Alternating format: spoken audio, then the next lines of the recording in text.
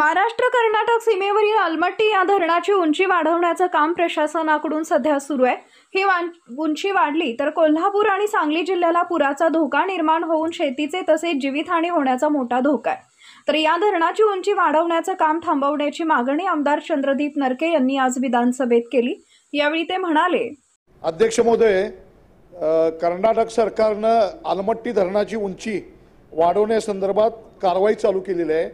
519.60 metre हा आता तिथं प्रकल्पीय संचित पूर्ण संचय पातळी आहे आणि आता त्याची संचित पातळी 524 मीटर करण्याचे नियोजन त्यांनी केलेलं आहे। जर अलमट्टी धरणाची उंची जर वाढवली तर कोल्हापूर जिल्हा आणि सांगली जिल्हा आज महापुरामधून अतिशय हानिकारक परिस्थितीत जातोय। पिकं उद्ध्वस्त होतात, शहरं गावं उद्ध्वस्त होतात।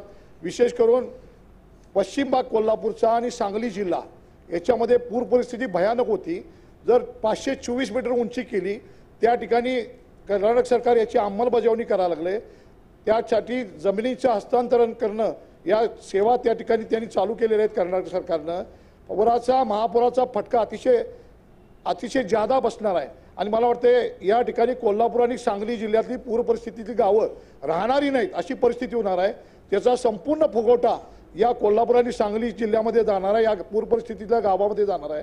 तरी या ठिकाणी मुख्यमंत्री आणि उपमुख्यमंत्री या दोन्ही उपमुख्यमंत्र्यांनी केंद्र सरकारवर पंतप्रधानांना या ठिकाणी सांगून या ठिकाणी या धरणाचं जे कामकाज चालू होणार आहे उंची वाढवायचं ते स्थगित करण्यासाठी आहे। वडनेर समितीचा अहवाल आहे, त्याच्यावर रुरकी समितीचा अहवाल फेरप्रस्ताव आपण तपासणीसाठी मागितलेला आहे। तो फेरप्रस्ताव अजून रुरकी समितीचा यायचा आहे। त्याच्या आधीच या ठिकाणी कर्नाटक सरकारने काम चालू केलेलं आहे। भयानक परिस्थिती कोल्हापूर आणि सांगली जिल्ह्यावर येणार आहे। महापुरात कोल्हापूर आणि सांगली जिल्हा पूर्ण वाहून जाईल अशी परिस्थिती निर्माण होणार आहे। त्यामुळे निश्चितपणे मुख्यमंत्र्यांनी दोन्ही उपमुख्यमंत्र्यांनी यावेळी तातडीनं कारवाई करावी आणि केंद्र सरकारवर वाटाघाटी करून हे काम जमीन पुन्हा हस्तांतरणाचं काम जे चालू केले त्याला स्थगिती द्यावी ही मी आपल्याला या ठिकाणी सदनाला विनंती करतो। Subscribe now and press the bell icon. Never miss an update.